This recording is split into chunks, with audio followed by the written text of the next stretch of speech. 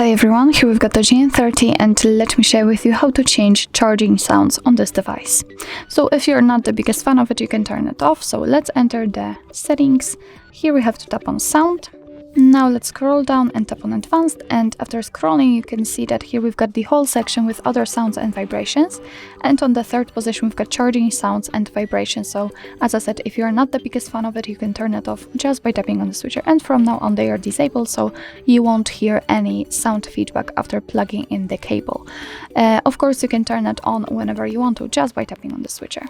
So actually this is it. This is how to turn off or on charging sounds in your DOOGEE N30. Thank you so much for watching. I hope that this video was helpful, and if it was, please hit the subscribe button and leave the thumbs up.